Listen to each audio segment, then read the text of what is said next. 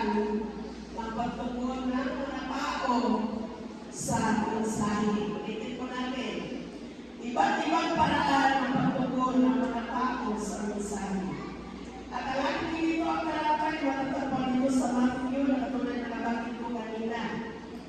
At dahil doon po, dahil kasi ito'y talinhaga ng ating Panginoon Jesus, paliwanag ko lang sa sandali, ang nakalagay doon, the sower represents Jesus. Ang naghahasik ay kumakatawan kay Jesus at sa mga nangagalang na salita ng Diyos na katulad nito. Hindi po pero kumain sa harapan. Opo, marami kang nakikita kung sa isa pero hindi ako marunong kumain na kahit pareho man ang kabagat, ngunit iba-iba po ang paano mag-usap ang Panginoon. Ang seed po, the seed represent the word. Ang bini po ay kumakatawan ng salita. At ang lupa naman doon ay kumakatawan ng puso. O ang puso na nakikinig na salita ng ating Panginoon. So, meron pong apat na uri ng puso ng tao na nakikinig sa salita ng Diyos. At makikita mo habang pinapakita natin ito, saan ka doon sa apat na uri ng puso na nakikinig sa salita ng Panginoon. Meron pong doon na tinatawag the wayside. Yung pong binhi na nangyasik sa tabing daan. The stony ground. Yung mabangong lupa. The thorny ground. Yung matinig na lupa. At pang-apat ay meron pong malabang lupa. At saan ka doon, mga kapatid?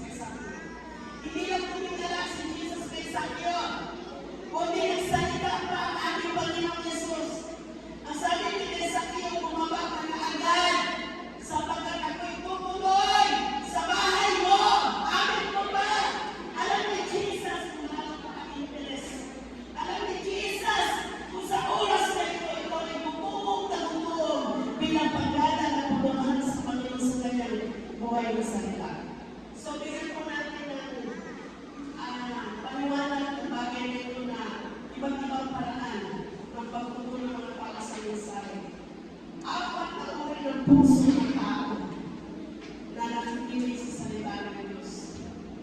Mga kapatid, makikita mo kung saan ka dito sa apat na ulit ng puso ng tao. Number one, yung tinatawag ng the wayside. Yung tabing daan. Ito ang ibig sabihin nito, yung pinili na naiyasin sa tabi ng daan. Basahin niyo po, 1, 2, 3, go. Ulitin po natin, yung may buhay na pagmamahal. 1, 2, 3, go. Ang isa sa uri ng puso ng tao na nakikinig sa salita ng Diyos at posibleng po mangyari sa araw na ito. Nandito ka nga kapatid, ngunit ang sabi dito, ikaw ba ay katulad ng nayasi sa tabi ng daan? Nakikinig, ngunit hindi inuunawa. Paano ko man ipagkasinan? Kung dadangan, ang balat at ko, natatalusan. Ang tumatatalusan. At sa Matthew 13 verse 4, basahin po natin. Mga nilawag ako sa sabi ko, ang buhay na salita ng Panginoon. Ito na po natin babasahin. Matthew 13 verse 4. Basahin niyo po, wala naman, 1, 2, 3, go.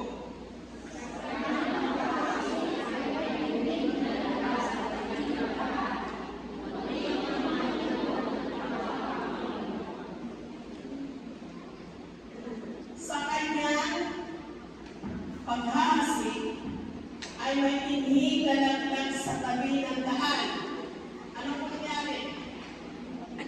Dumating ang mga ibon at tinukha ang mga iyon. Yun po ang ibig sabihin na nakikinig, ngunit hindi inuunawa ang salita ng Diyos. Ang ibon ay tumutukoy kanino? Ang ibon, tumutukoy kanino?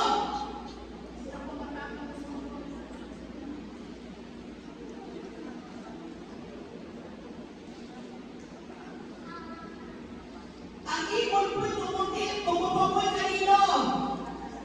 Alam ko po, ang matatalino kayo, tumutukoy kay Satanas, kay kaaway. Ninanakaw niya ang salita ng Diyos. Ayaw niya na lumago ka sa Panginoon. Ayaw niya na maging tumaas ang pananampalataya mo. Kaya si Satanas ay ninanakaw niya ang salita ng Diyos. Minsan maraming istorbo. Ako ito pag-ayasa ng istorbo hindi po. Mapatid ko naman ko lang nagpinadala yung anak. Natutuwa ako po ang makamagsakripisyo po. O naranasan ko ba nakikinig kayo ng salita ng Diyos at kinanto kayo? Nang sa buhok ka, nang bugit ka. Pero wala yan dito. Ang kapoy mo noogin, no nangangarap na salita ng Diyos. Amin po ba? Ano ang ibig sabihin mo yung bilibang sa ano na ito, talalaga ng Jesus? Ay paliwanag verse 19. Ano ang paliwanag? Basahin mo po ang malakas may kagalakan. 1, 2, 3, go.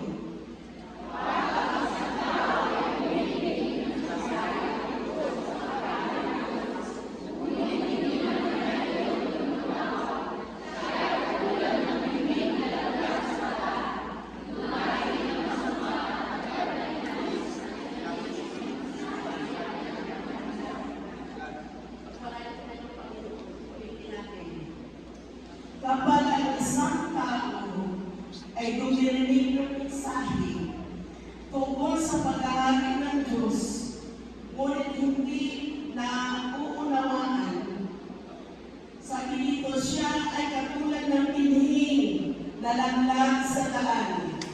Dumarating ang masama at agad inalis sa kanyang isip ang mensahe na kanyang napakinggan. Totoo po nangyayari ito, but in the name of Jesus, that there is power in the name of Jesus. Balungan tayo ka na ng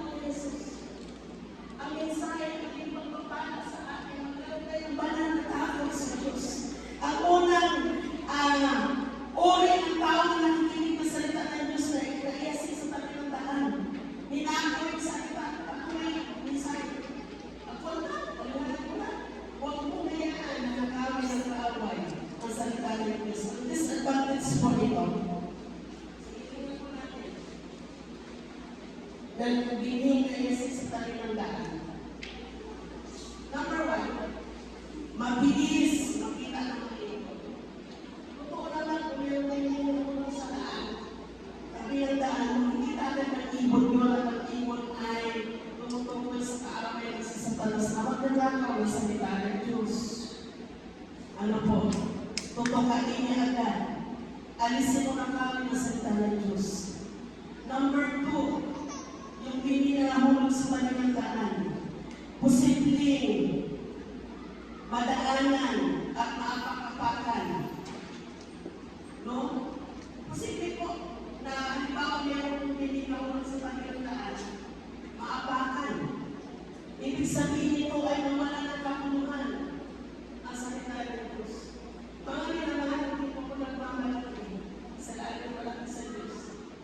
Ang isang mensahe, kung kayo ba ay sa ibang salita ng mga ang gabay ng pawas, hindi ako marunong mag-mensahe ng pag-isvideo ko, malayo pa, nakahanda na po ang mensahe ko. At kailan ko kung sinasabunin ko sa Panginoon, hindi ko meron ako gumawa ng mensahe. Eh sabi ng ibang natin sa ibang church, pag may mensahe ko sa tutulungan mo, sisingin kita at kasama nyo, manang kabayan. Ganito nga ka, diretsyon sa kita, ito mo ano naman. Maari, ito'y maglalaban ng bata. Ano yung damay hindi na nakulong sa kabilang daan? Ito, ano po ang palatandaan na hindi ka nakaunawa sa salita ng Diyos? Ang maraming palatandaan sa Pangasinan, mga nilamahal ko, anong palatandaan sa Pangasinan?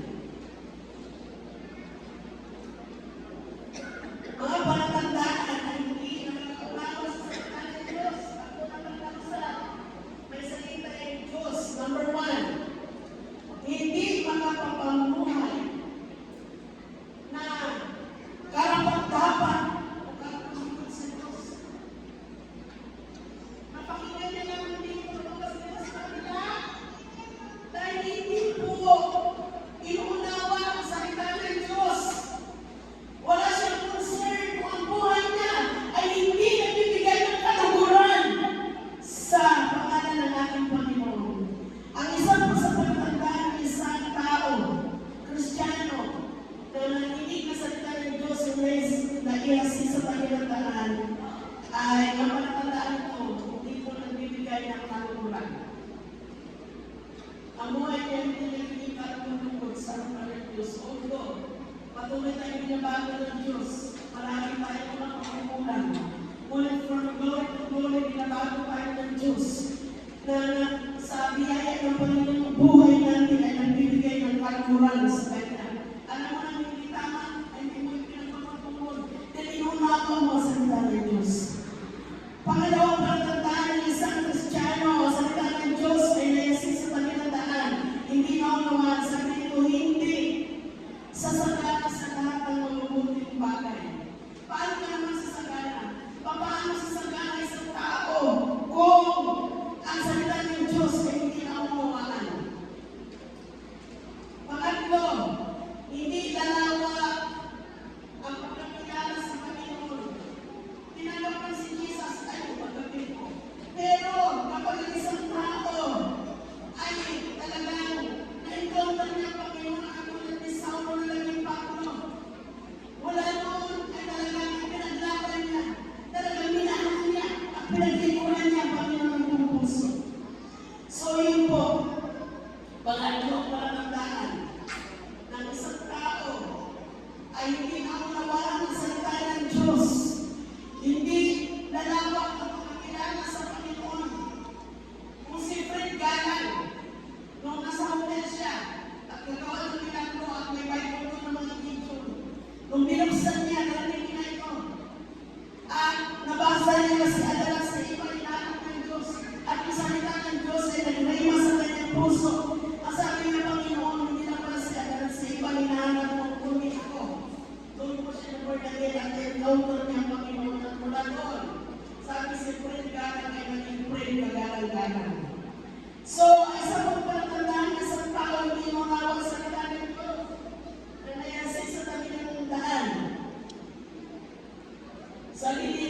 walang halaga ang ministry o ang paglilingkod.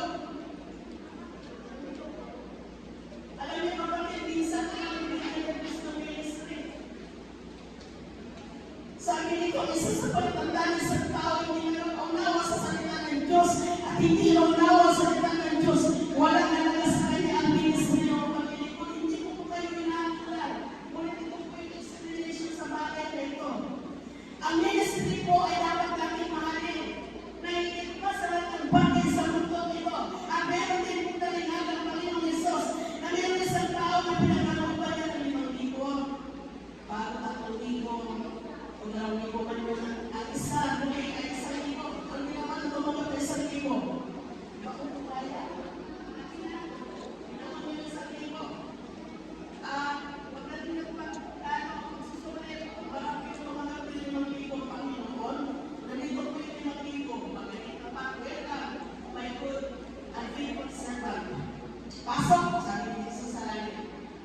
Ganun din tumanggap ng 3,000. Ulit din tumanggap na 1,000. Ano ito? Sabi ni Lord, kapakasama ko. Bakit hindi mo pinangalagan yung 1,000 at huwag mo sana? Ano sabi ni Jesus? Tingnan niyo po sa inyong bahay. Kunin na sa kanya yung 1,000 at ibigay ko ito sa meron pa. Sapagkat ang meron pa, hindi naman nananggaling. Kapatid ay isa sa palatandaan na isang Kristiyano ay ang salita ng Diyos na unawain niya. Bahala tayo ng ministry ng paglilingkod. Hindi mo paglaloob ng Diyos na ikaw ay nagkaroon ng ministry. Ang ikaw pa ang isalamat sa Diyos na pinili ka ng paglalooban ng ministry. Amin po ba? Sa hindi galit ay magsabi ng amen. Kapag meron kang ministry, mahalin mo ito. Nangingit mo sa iyong buhay. Dahil kasi kung mali ang puso, maraming ang paraan.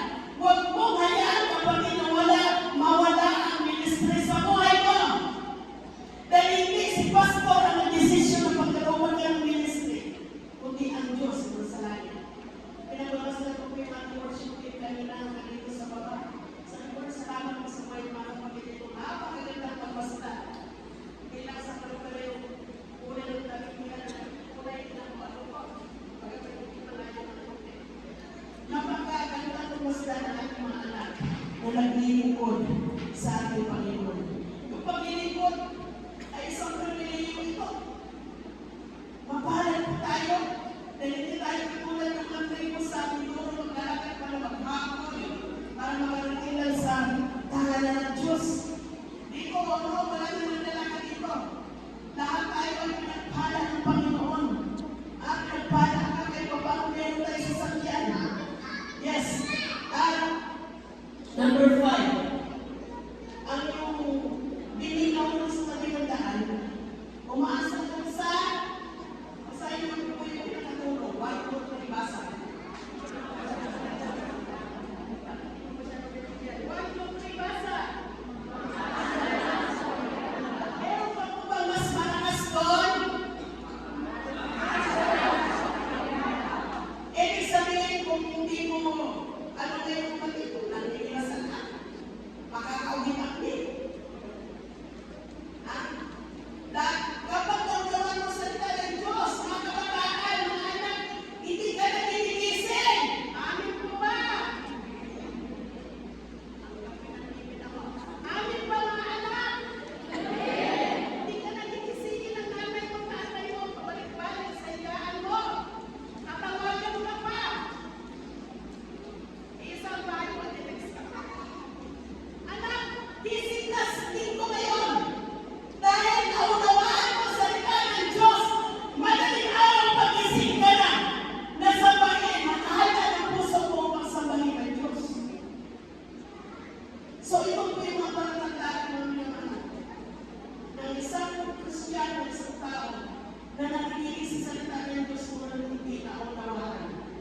Number 1, ulitin natin. Ito yung gawin side road. Nayasin sa tabing daan, nakikinig, ngunit hindi inuunawa. Pagtulad ng tansa.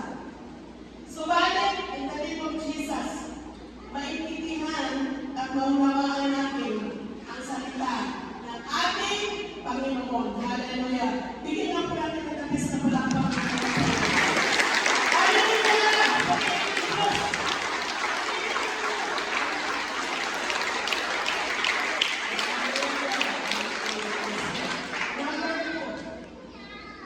ito po yung mabato na lupa. Sabi po dito, alam mo bang ibig sabihin ng mabatong lupa? Nakikinig at masayang tumanggap. Kaya lang, may subalit eh. Subalit! Madali! Na-discourage o na-dismaya. O madali! Nawala ng gala! Pagkibasa po mga minamahal na may pagmamahal. Itong pangatlo ay pangalawa.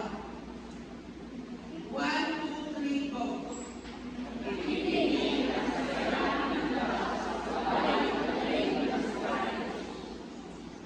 May binigay sa mga batuan. Basahin po natin ang Matthew chapter 13 verse 5. Ayan po. Basahin po natin. 1, 2, 3, go.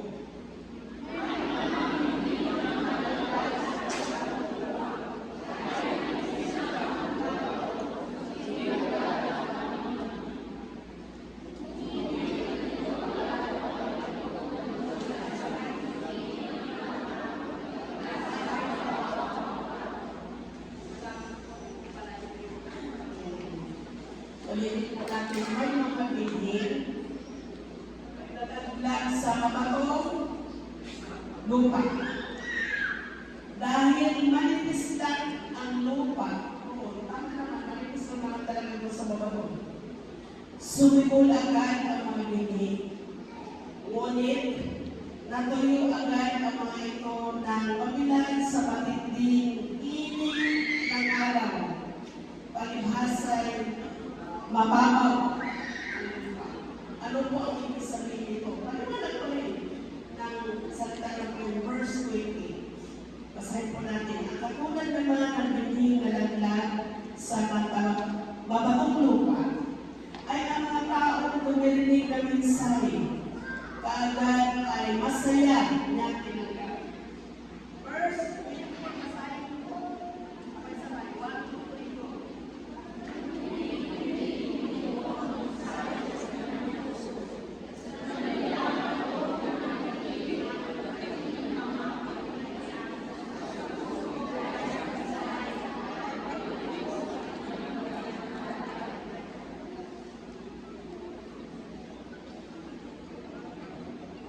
Verse 21. Ulitin ko po. Pakinggan po natin mabuti. Ngunit hindi ito tumibo ang isay sa kanyang puso. Sandali lamang itong nanatili at pagdating ng mga kapigamian at pagsubok dahil sa mensahe, agad, ano po nangyari? Tumalikod sa kanyang pananampalataya. Meron na mga tao kahit hindi man sa church, marami po yung national ng gospel. Agad masaya-masaya. Ay, puwata na ako, kapagawin ko. At marami ng tao, pag-ikot ko po, gusto masaya sa mga tao, kasi ipag-usapan. Marami ng tao na talaga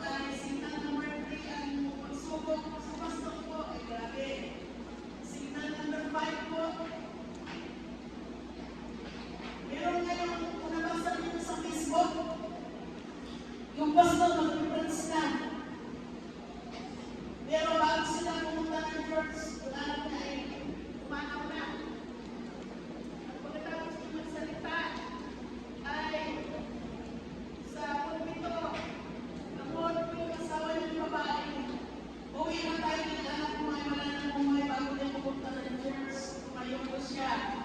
Yung pastor mga kapatid, bago pa ako pumunta dito sa church, ay ang ilan na tayo pumanaw na.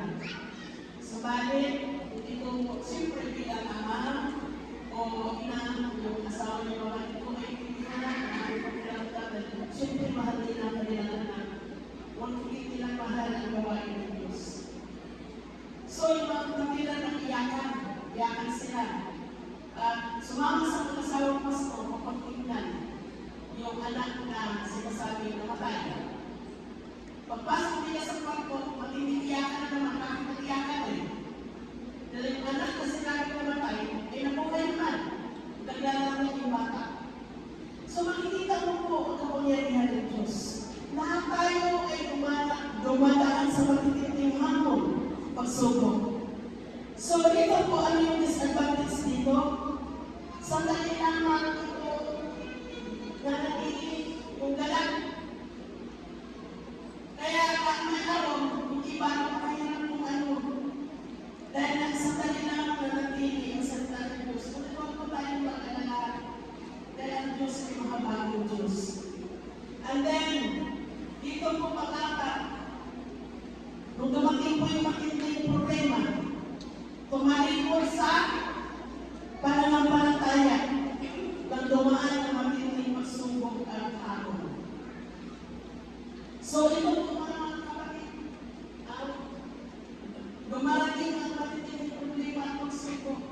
Ngunit kapag ang salita ng Diyos ay tumingo sa puso mo, ay hindi ka nihinto, hindi ka mawala ng gana na maglingkod sa ating Panginoon.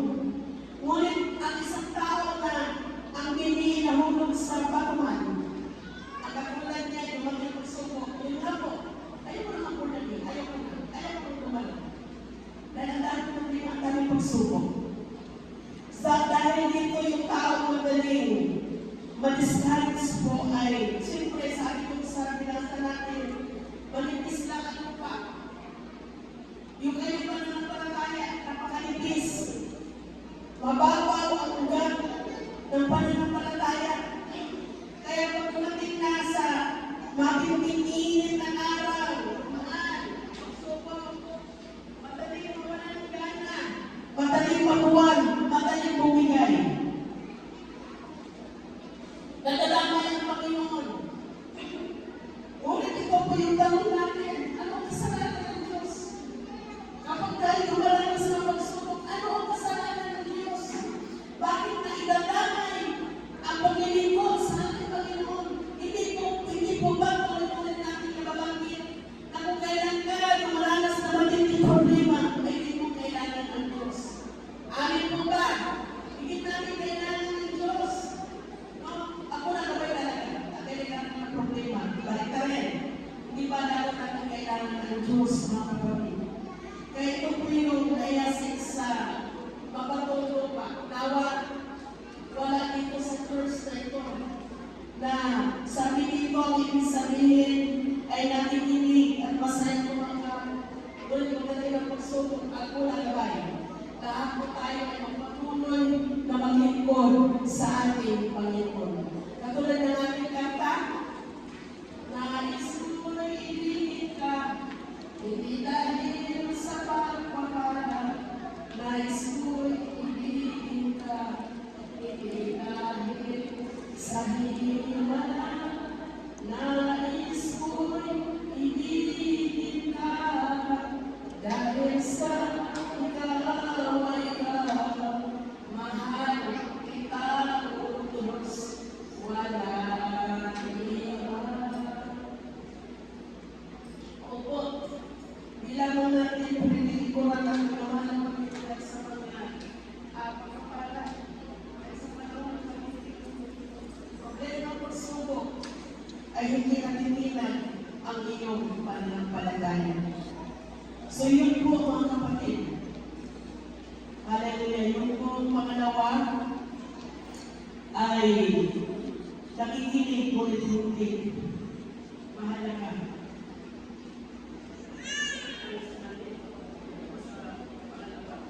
Nakikinig at masaya tumanggap, subalit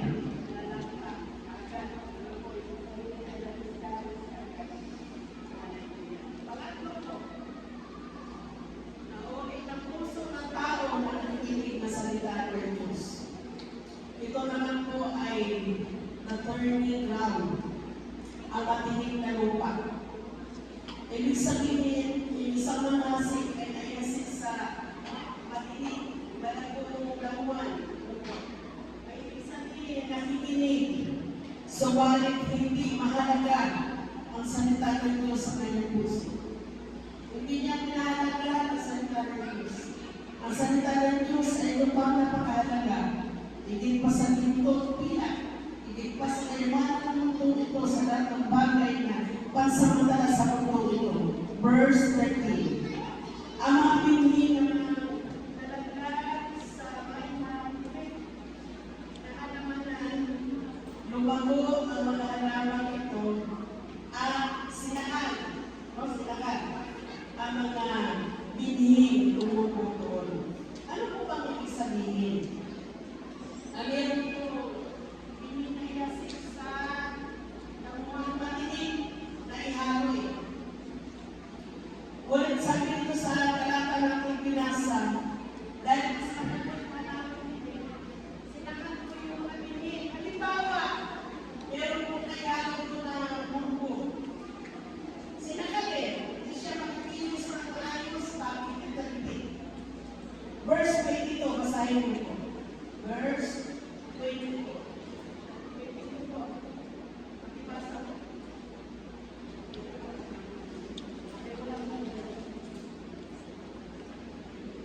Sige po, nandyan.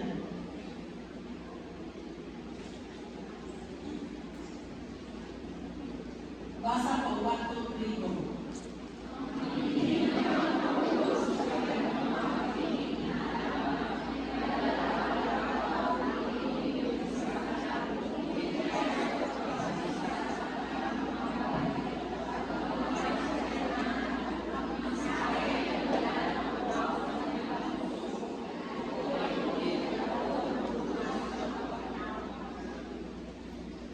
Ano po ibig sabihin ito?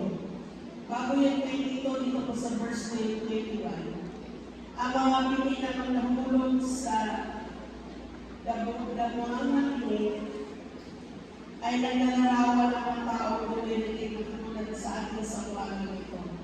Hindi po napahalagahan ang salita ng Panginoon. Punta tayo sa disadvantage po. Magbukid na nasik sa mga matinig. May posibilidad na kung nalalaman kanina, paparang na po. Mas magiging bago yung matahulong matinig. Mas mangibabaw. Talong-tako po yung magandang binig. Dahil doon ay hindi makapamunga. Maaari siguro may bunga na kunti-kunti, pero hindi po talaga maasahan na maraming bunga. Dahil sinasakal ang mga binhing tumubok. Walang maasahan mabuting produkto.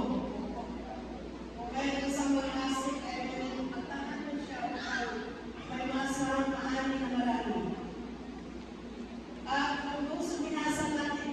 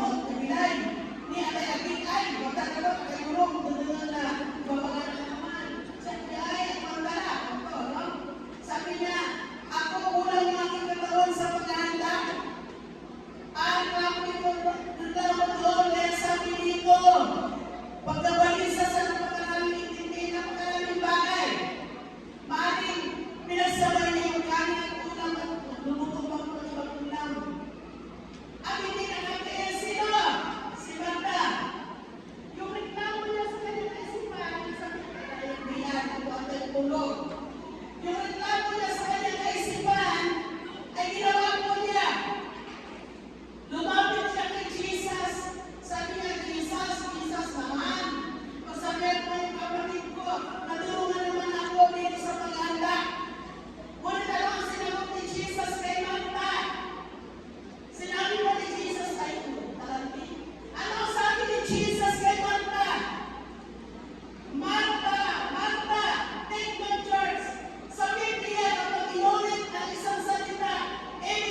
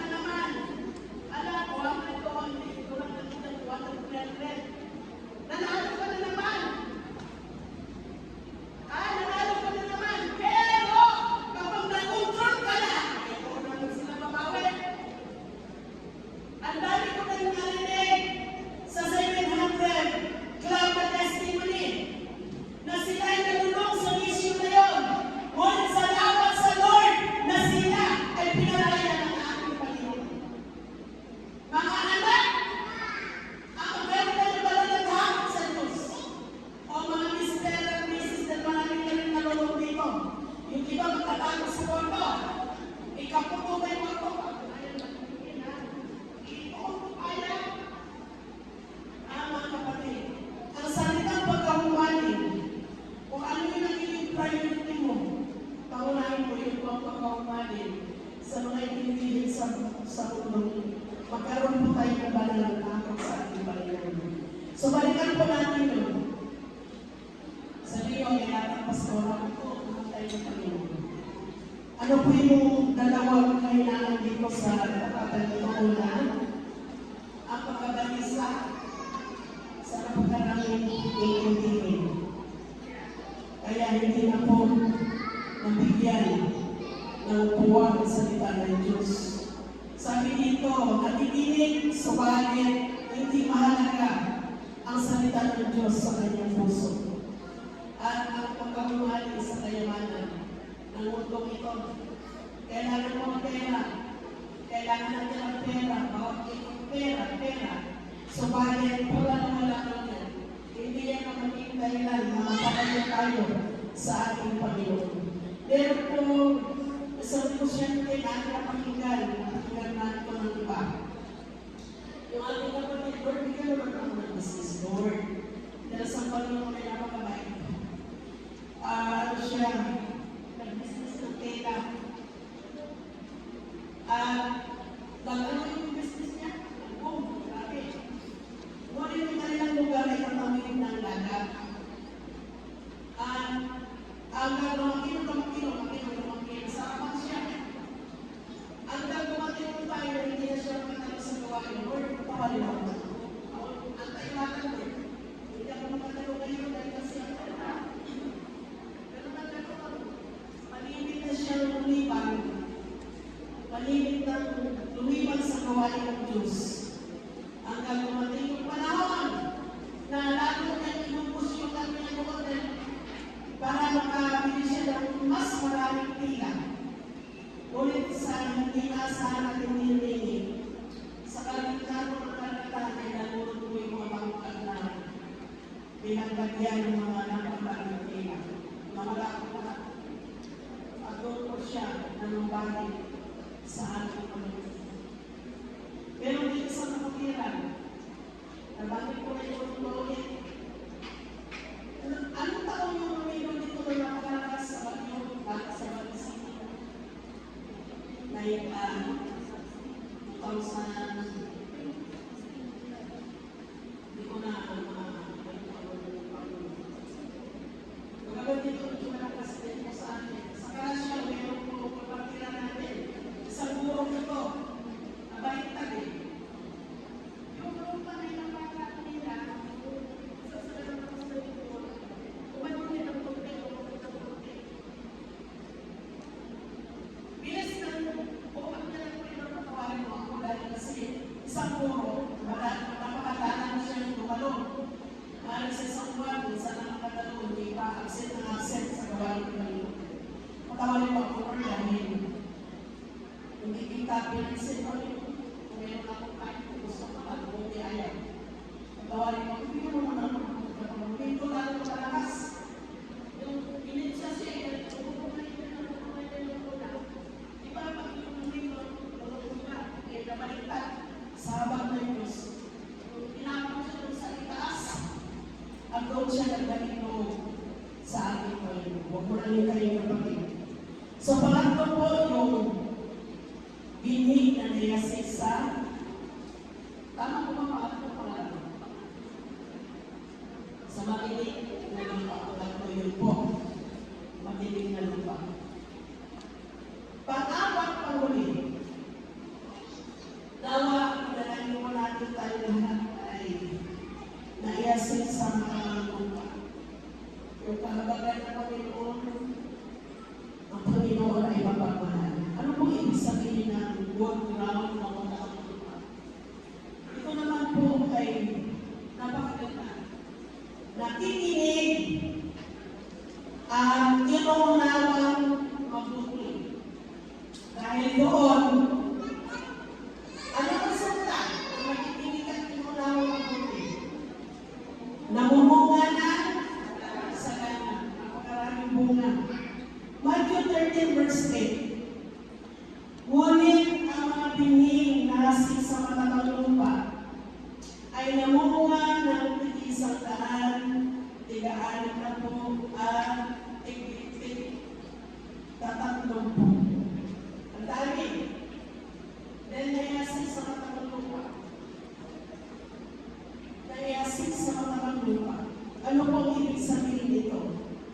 verse 23. At ang katulad naman ng binhing na hasik sa matabang lupa ay ang mga tao dumirinig at umuunawang mabuti sa mensahe, kaya ito'y namunga ng sagana ng tig-isang daan may tig-aaning na po at may tig-tatlong po. Nakikinig at inuunawa ang salita ng Diyos. Imposible na hindi mamunang. Dahil kapatid, pinapakinggan mo mabuti, inuunawa mo mabuti ang salita ng Diyos. Ang resulta talaga ay may bunga sa ayaw ng gusto mo. Ang Kristiyanong tunay na puno ng pagkaunawa, number 1. Sige, taas mo natin, kapatid. Ang Kristiyanong tunay, puno ng pagkaunawa sa salita ng Diyos. Number 1, ang makikita sa kanya, basahin mo natin 1, 2, 3, go! Excited. Psalms 122 verse 1, I was glad when they said unto me, O let us go unto the house of the Lord. Excited palagi sa gawain ng Diyos. Kaya kung anak ka, hindi ka na kailangan gisingin. Dahil excited ka sa gawain ng Diyos. Hindi na kita kailangan gisingin ka. Hindi anak, mapunta ka sa libo ngayon. Ang simba lang ako. Libo lang ako. Pero kapag dahil sa excited ka kapatid, sabi ko nga po kanina, madaling araw, pagising ka na. Dahil kung sa trabaho mo, ang aga mo. Kung sa school, ang aga mo, dahil hindi ka pitinote. Kung nag-umpisa na yung klase ng alas 7 o alas 8, lumati ka ng alas 9, ang tinawag mo may guro mo. Excited ka sa pagtitipon. Lahat ng excited sa gawain ng Diyos ay magsabi ng malakas na amen. Amen! Malayo pang linggo. Salamat po, Lord. Hindi si Mother yung mataas mo. Si Mother, kung ano kayo kaulan yan. Hindi na kung saan i-worship kayo, malami naman. Bago prayer meeting din. Si Mother, kahit ulan, sabi ng mga anak, ay natalusap ka na Diyos. Akala yung mga tinawag na natalusap ka na Diyos, pero ang ganda na sa pag ni Mother. Siya sa utalos ng Diyos. Alam mo, siya sa utalos ng Diyos. At tama ba yung ano mo? Excited palagi! Alam ko sabihin ito dahil nagbabak ko sa harapan ng Diyos. Malayo pa ang linggo. Nakahanda na. Nakahanda na po yung susuot. Hindi mo linggo, ibalikan ko na lang yung pamilya ko na ako ang nagsuot. May punit. Alam, mga nakapagkakain ka na hindi na. Kaya ako nag-ibis malaya. Pati bago po alam ko yung nagalitin ko na ka, nagalitin doon. Paulit-ulit. Excited po tayo sa gawain ng Diyos. Dahil hindi ka sasamba para sa tao mabibigo ka. Sasamba ka sa hari na mga hari. Panginoon ang Panginoon. Sino ang sinasamba mo? Kung sa school maaga ka, hindi na maaga ka sa gawain ng Diyos dahil mahal na mahal mo siya. Kailan may hindi ko magpapalik sa ito sapagkat sa tingin mo lang. Amen, amen, amen. Good Lord, mga kapatid. Ang sabi dito ay excited ka sa gawain ng Diyos. Amen! Excited ka! Malayo pang gawain. Sumabay pa yung mga ano dito sa mundo. Pero ulit-ulit na sinabi natin, pipiliin mo ang gawain ng Diyos. Pangalawa, lumalago at namunga. Ang sabi ko sa salmo ay sa pangalan iyong katandaan, ikaw ay namunga ng sagana. Isang daan, sabi dito, tigaan na po at tatlong po. Ang Kristiyanong nakakaunawa sa salita ng Diyos ay talim sa matabang lupa, katulad ng sasakyan. Pasto! Hindi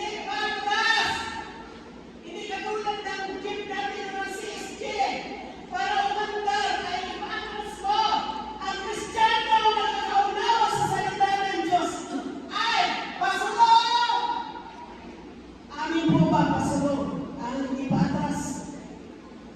Number 3, may spiritual discernment.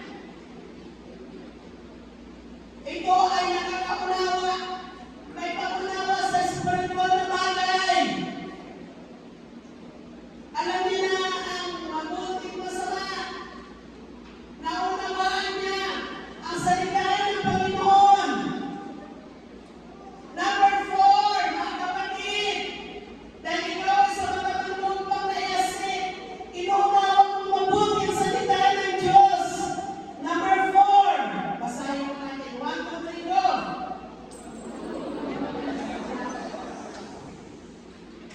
Marunong ka rin mag-adjust ng oras. Kung ang gawain ng Panginoon ay 8:30, marunong ka na mag-adjust ng oras. Lalo-lalo na tayo matagal na mananampalataya.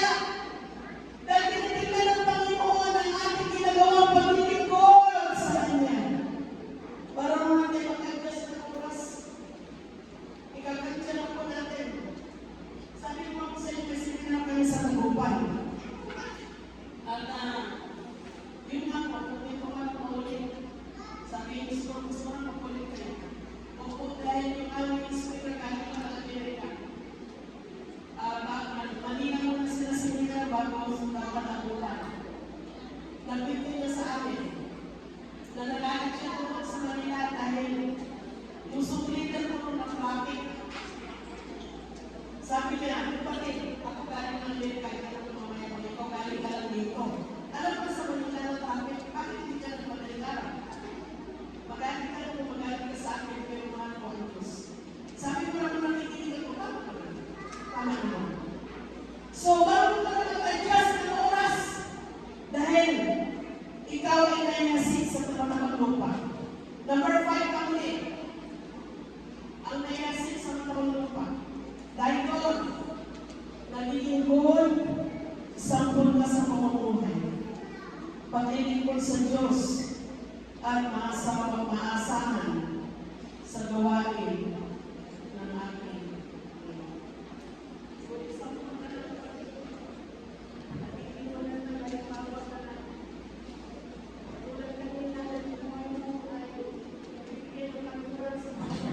nayasik ka sa matabang lupa.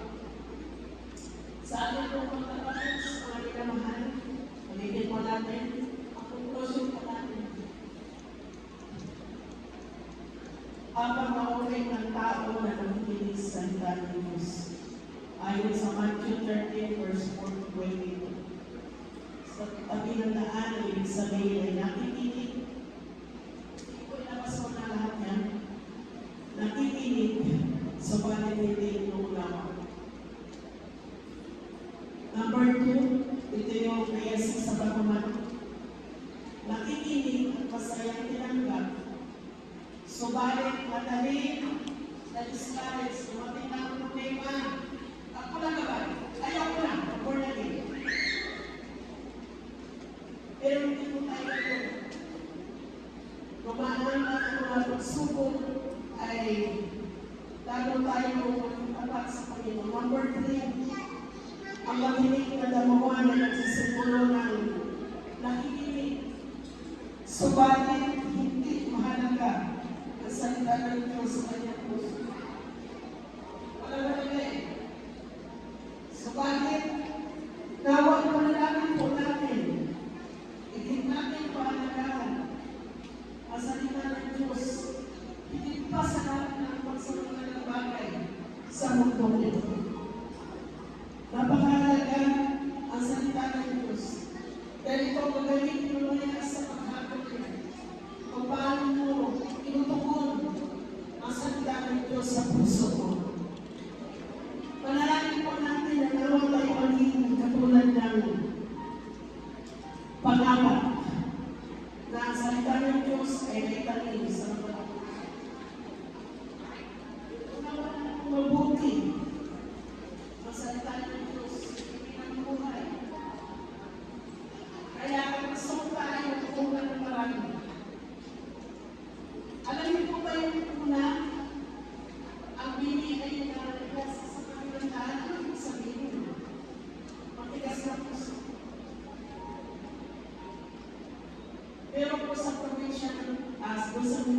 sabi ng kasama ko na. Kasi pinag-presya ng nanay, Lord, tulungan ko ng puso, nilagay lang, sumagot, kung tulungan ng puso ko, tinamatay na ako. Yun ang ibig sabihin ng nangyayasi sa tabi ng lahat sa puso.